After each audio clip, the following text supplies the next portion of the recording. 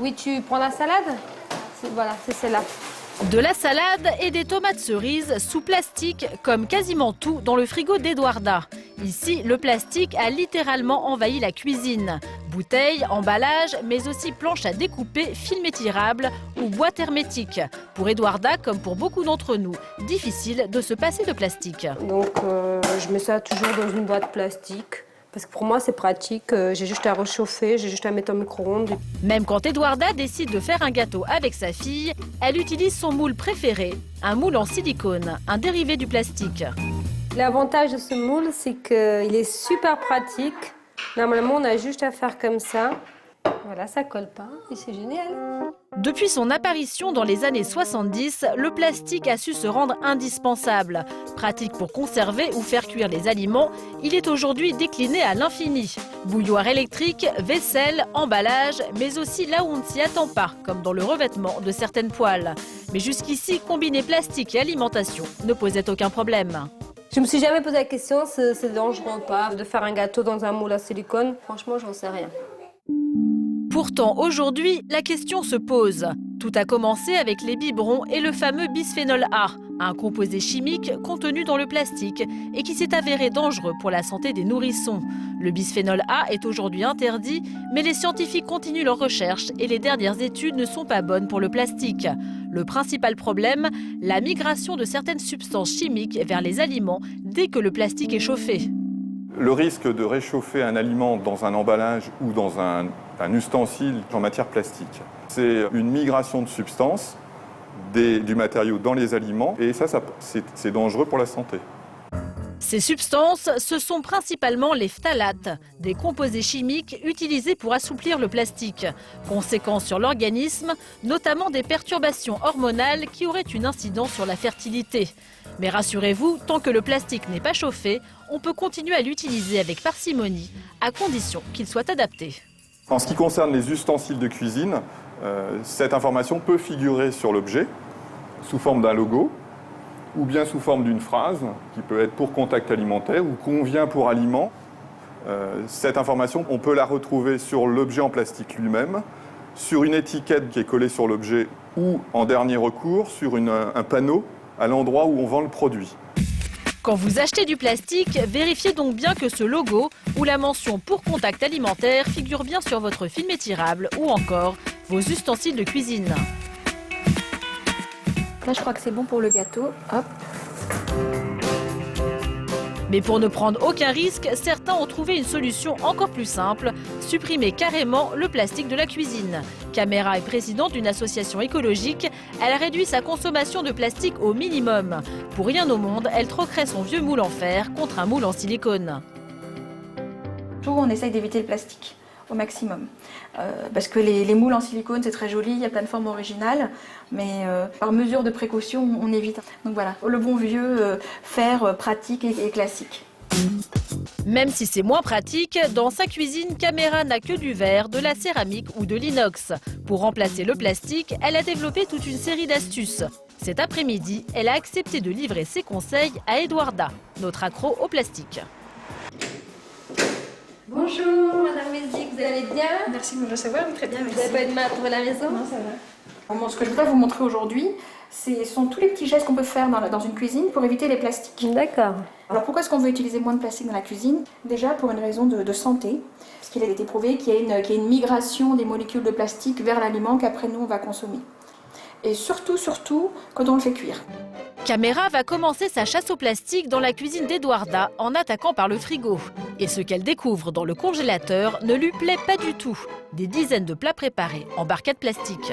Comment est-ce que vous le faites chauffer? Au micro-ondes, tout simplement. Mais comment Tel quel. Tel quel, ouais. D'accord. Donc là, vraiment à éviter au maximum. Maintenant, on n'a pas toujours le choix, c'est quand même assez pratique.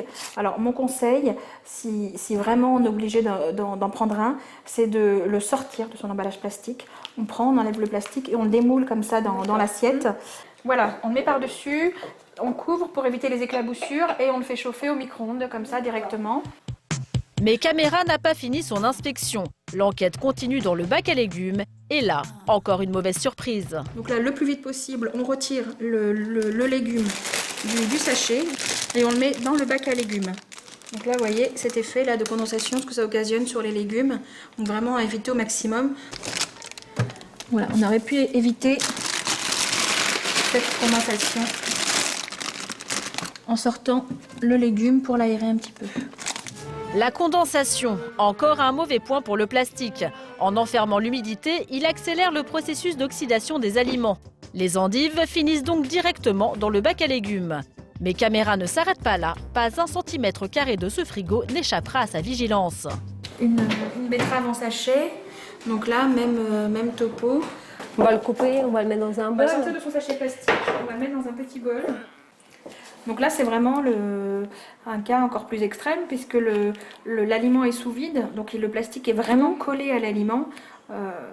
Donc là, s'il y a un risque de migration du plastique vers l'aliment, il est encore plus fort ici. Car même si la migration du plastique à froid n'est pas prouvée, des études sont en cours, donc mieux vaut rester prudent. Et résultat, dans le frigo d'Eduarda, c'est la révolution.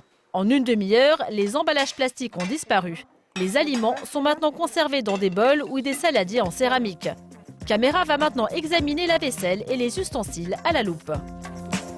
Pour une planche à découper, je vous conseillerais vraiment d'avoir une planche en bois plutôt qu'une planche en plastique. Puisque avec une planche en plastique, l'aliment est en contact direct. En plus, vous voyez, là, on abîme la planche avec le couteau et des petites molécules peut-être de plastique qui peuvent partir avec. Même conseil pour la passoire, le saladier, la louche et le moule à gâteau. Eduarda va devoir faire le ménage et remplacer le plastique par le bois, l'inox ou le verre. Des matériaux naturels qui en plus permettent de faire des économies. Un moule en céramique coûte 2 fois moins cher qu'un moule en silicone. Un argument de plus pour faire plier Eduarda. Ajoutez à cela 2 heures de coaching intensif avec Caméra, elle pourrait bien renoncer à son vieil ami le plastique. Ça prend pas beaucoup de temps et c'est mieux apparemment, donc c'est bien. Et pour ceux qui ne parviennent pas à changer leurs habitudes, rassurez-vous, le bioplastique débarque dans nos cuisines. Dans ce sac, des particules de ce fameux alliage révolutionnaire. Le bioplastique, c'est fait à partir d'amidon de blé, maïs ou pommes de terre, et d'huile végétale, mais également de pétrole. On est obligé d'utiliser encore du pétrole. Du pétrole, mais environ moitié moins que dans du plastique traditionnel. Mais surtout, le bioplastique ne contient aucun composé toxique, une véritable prouesse technique que l'entreprise de Christophe Douki, pionnière en la matière, aura mis 15 ans à mettre au point.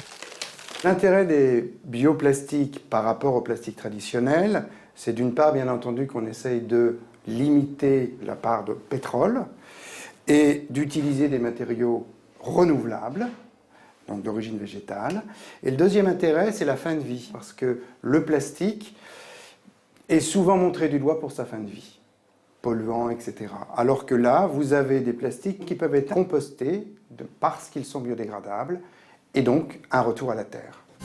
Depuis la création du premier sac en bioplastique il y a 10 ans, la gamme n'a cessé de s'agrandir. Barquettes alimentaires, couverts, gobelets, le tout vendu dans les magasins bio. Et voici la dernière innovation. C'est un film, en fait, qui est un film alimentaire, qui est fait pour aller dans le frigidaire. Par rapport à un film traditionnel, pas de fait de condensation quand on le met au frigidaire avec des gouttelettes d'eau qui collent à l'intérieur. Et une meilleure conservation pour les légumes ou les fruits, parce que comme ça, il n'aura pas de macération. Et ça, c'est vraiment, ça vient de sortir. Même couleur transparente, même élasticité, ce film étirable ressemble comme 2 gouttes d'eau à du film étirable traditionnel, sans aucun risque pour la santé, même en passant au micro-ondes. Seul bémol, comme tous les objets en bioplastique, il est environ 2 fois plus cher que du film classique. Une différence de prix qui devrait s'atténuer petit à petit. Alors, un peu de patience, bientôt c'est le bioplastique qui envahira nos cuisines. Et cette fois-ci, on pourra vraiment le dire, le bioplastique, c'est fantastique.